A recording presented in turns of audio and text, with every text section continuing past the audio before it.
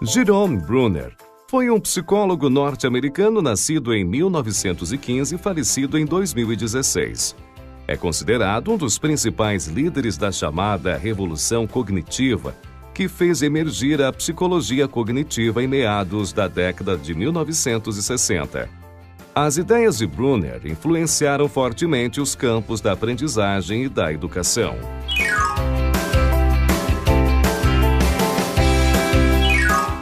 O lançamento do satélite Sputnik em 1957 pela antiga União Soviética foi um evento que gerou medo entre os americanos e a sensação generalizada de que os estudantes americanos estavam em desvantagem em relação aos soviéticos em ciências e matemática.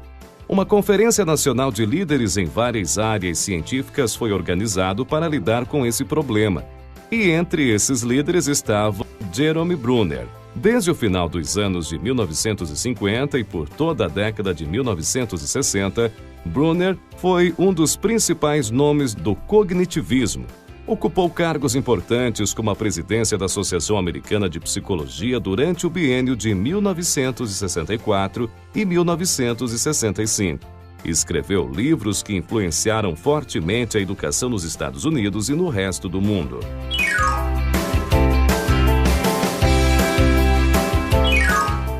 Bruner é um dos nomes mais importantes no construtivismo. As teorias de aprendizagem construtivistas tentam explicar como as pessoas constroem significados, ou seja, como elas interpretam o mundo que as cerca.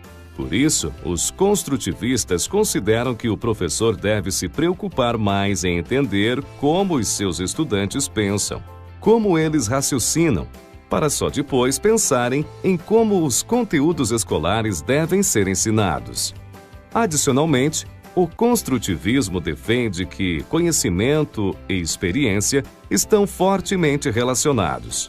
Todo conhecimento adquirido por alguém está vinculado às experiências nas quais esse conhecimento foi adquirido. Ou melhor, nas quais esse conhecimento foi construído. Afinal, no construtivismo, o conhecimento se constrói através das experiências. Bruner, no construtivismo, é um nome tão relevante quanto Piaget ou Vygotsky.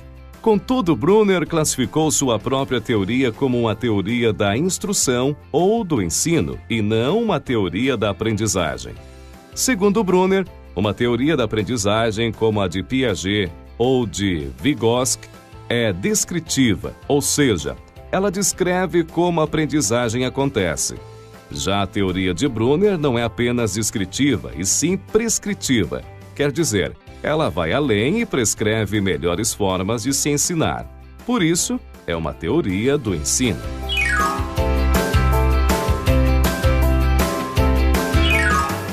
Bruner afirma que o ensino estruturado é fundamental para a boa aprendizagem. Mas o que é ensino estruturado? Bom, um processo de ensino pode ser estruturado ou não estruturado. No ensino estruturado, a escola ou o professor planejam o processo de ensino-aprendizagem. Organizam os conteúdos a serem ensinados em uma sequência que favoreça a aprendizagem. Em sala de aula, há um encadeamento de procedimentos de estudo, de pesquisa e de avaliação das aprendizagens de modo a tentar garantir o sucesso do processo pedagógico. No ensino não estruturado, a escola ou o professor delegam aos estudantes o controle total ou quase total do processo de ensino-aprendizagem. Por exemplo, o professor pode sugerir um tema de estudo e deixar a critério dos estudantes a decisão de como estudá-lo e de como avaliar a aprendizagem. Entre um extremo e outro, existe uma variedade de propostas de ensino que são mais ou menos estruturadas. Bruner não defende o ensino autoritário, não, mas defende que ele tenha uma estrutura consistente. Para ele, a estruturação do processo pedagógico é fundamental para ajudar os estudantes a aprenderem de fato.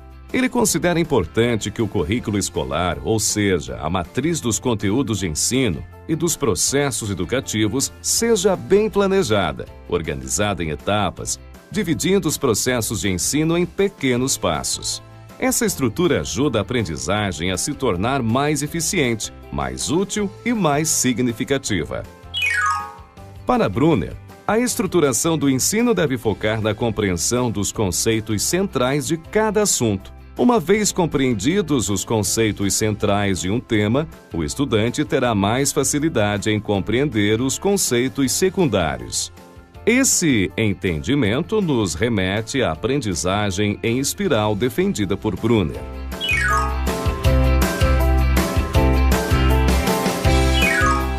Brunner entende que o ensino das matérias na escola deve adotar o formato de espiral, ou seja, a cada ano os professores devem retomar os mesmos temas do ano anterior, sempre acrescentando novas informações. A cada ano, novas atividades de estudo devem agregar mais conhecimento ao que os alunos já sabem sobre aqueles temas. Assim, o estudo começa pelos conceitos mais básicos de cada assunto e, cada ano, novos conceitos são agregados aos anteriores.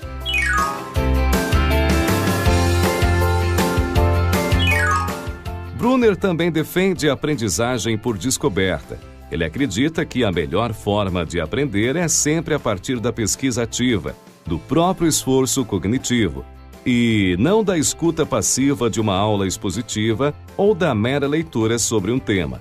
O estudante deve criar uma hipótese sobre o tema a ser estudado e conduzir experimentos, realizar pesquisas para verificar essa hipótese com a orientação do professor. Quando o estudante é movido pela curiosidade, ele se sente motivado a compreender o que está estudando e adquirir novos conhecimentos.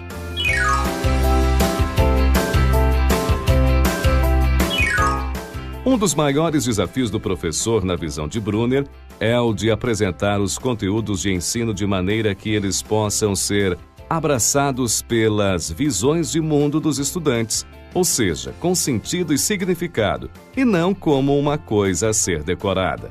Compreender a visão de mundo do estudante é muito importante, mas não basta compreendê-la. Segundo Brunner, é necessário também ampliar a visão do estudante para além das possibilidades que ele já conhece. Dê uma olhada. That the main thing about teaching is that it opens up a wider range of possibility and what's possible. You teach them about something in the past or the present, but you hope that your teaching will have the good effect of leading them into the world of possibility.